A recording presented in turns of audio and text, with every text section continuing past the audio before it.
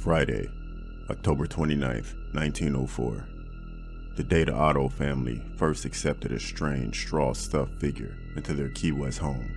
A day no one realized would mark the beginning of one of America's oldest and most unsettling hauntings. Noticeably homemade with a fabric face that's worn thin with time, Robert the doll appears, at first glance, like a simple, friendly child's toy. His sailor suit is pressed, clean, and unsettling, well kept for its age. His worn shoes dangle loosely over the edge of his display chair. But then your eyes linger. His pupils are not the soft glass marbles you expect from an antique doll. They are hard, black beads with no shine, no light, no warmth. They stare straight through you, the way a person stares when they're thinking about something that they refuse to say out loud. Worse still is the thing resting in his stiff lap, a toy dog with bulging eyes, and a tongue hanging from its mouth in an almost mocking, unhinged grin. A homemade companion stitched with the same eerie attention to detail as Robert himself. And the longer you look, the faster the air around him seems to grow heavy. Robert isn't innocent. Not anymore. Maybe he never was. For more than a century, people have whispered that this 116-year-old doll is bound to a malevolent spirit. His original owner, a boy named Robert Eugene Otto, used to blame all his childhood mischief on the doll, until the mischief grew teeth, until the unexplained noises became screams, until the shadows in his room started acting like they belonged to something else. Even now, misfortune allegedly follows the people who mock him. Broken bones, crashed cars, lost jobs, sudden illness. Visitors step up to take his picture and walk away with the kind of bad luck that feels personal. But to understand the curse, you have to go back to the beginning, back to a house full of whispers, and back to a child who trusted something that he never should have.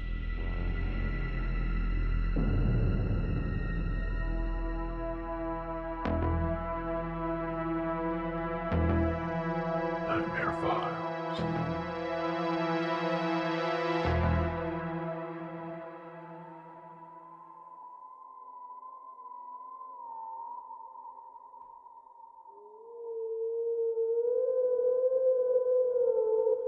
There's a debate about where Robert came from. The Otto family always maintained that the doll was a gift from Gene's grandfather during a trip to Germany in 1904. But locals in Key West remember a different version, one layered with resentment, anger, and revenge. They claim a young servant girl gave the doll to Gene after being punished severely by the Otto family. They whisper she practiced Dark Island magic. They said she infused the toy with something angry, something watchful, something that wanted to be acknowledged. But years later, the Fort East Martello Museum, where Robert lives today, contacted a historian from the Steve Company, the same company that made the first teddy bears. What they learned was chilling in its own way. Robert wasn't meant to be a doll at all. He was designed as a window display mannequin, not a toy, and certainly not something a child should drag around, dress, or whisper secrets to. Yet that's exactly what Gene Otto did. The boy adored the oversized straw doll, naming it after himself and clothing it in his own childhood outfits. He carried it everywhere despite its awkward size. Servants watched him whisper to it for hours. What was less normal, what chilled his parents to the bone, was the day that they heard a deep, unfamiliar voice whisper back. What people really remember is what they would probably term as an unhealthy relationship with the doll, said Corey Convertio, the curator of the museum where Robert now resides. He talked about it in the first person as if he weren't a doll. He was Robert, a living entity, something Gene depended on, something he defended, something he loved in a way no child should love something that can't love them back, or shouldn't.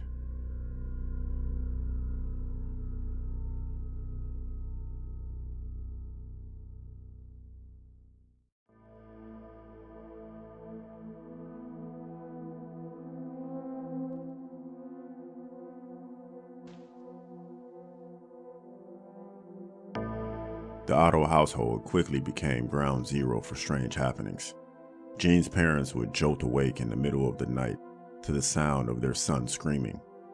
They'd rush into his room to find overturned furniture scattered like a hurricane had touched down only in his bedroom. Gene cowered in a corner, trembling, pointing at the doll, saying that Robert did it, but he whispered it. And it didn't stop there. Toys around the house were found torn apart, limbs ripped from the stuffed animals as if something had enjoyed taking its time. Gene insisted the same thing every single time, that Robert did it. When the plumber came to repair the house while the family was out, he heard something that made him nearly abandon the job. The laughter of a child echoing inside the empty room. When he turned, Robert had moved. The doll had been seated by a window only moments before. Now he was on the opposite side from the room, positioned in a way that looked intentional, expectant. Objects that had been in his lap were scattered across the floor, as though thrown forcefully. No one, not even the adults, wanted to be alone in the room with him anymore. Gene eventually left home for art school, married a woman named Anne, and lived in Paris for a short time. But when he returned to Key West and inherited the old family home at 534 Eaton Street, he brought Robert with him. He gave Robert his own room in the attic, fully furnished, toys arranged, a teddy bear placed beside him like a loyal companion. It was a child's bedroom rebuilt for a doll with secrets. But Anne hated the toy. She begged Gene to lock it away, and he did. Robert did not handle rejection well. Neighbors soon noticed the doll sitting in the upstairs window, watching the street, even though Gene insisted Robert was locked in the attic. People claimed that when they walked past the house, Robert's head turned to follow them.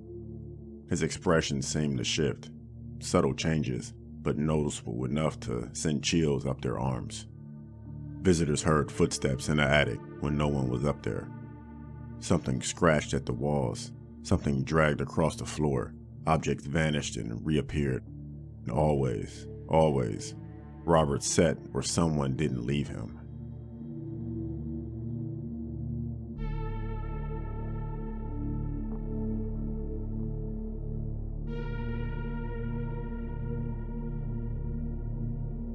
When Gene Otto died in 1974, a woman named Myrtle Reuter purchased the artist's house and unknowingly became Robert's next caretaker. She lived with him for 20 years. She claimed that sometimes at night, she heard him walking upstairs. She said he changed rooms when she wasn't looking. She insisted that the doll was haunted. In 1994, she handed him over to the Fort East Martello Museum. The staff didn't believe her, not at first. Then things started happening. Employees reported hearing footsteps around Robert's case, even when the museum was empty. One worker claimed her keys vanished, only to be found locked inside the display with Robert, even though the case had not been opened. Lights flickered, cameras malfunctioned, electronic devices died suddenly when near him. Today, Robert receives 1 to 3 letters every day. Some apologize to him for disrespecting them. Some beg for help. Some ask him to curse people who have wronged them. Almost 1,000 letters have piled up over the years. People leave candy, coins, and even joints as offerings, as if Robert is some ancient deity whose favor must be won. In 2015, a horror film titled Robert retold the doll's legend, dramatizing his origins in the Otto home. And even now, more than 116 years after he arrived in Key West, visitors swear the cameras malfunction around him. Phones glitch, batteries drain. Images blur as if something purposely smudged itself across the lens.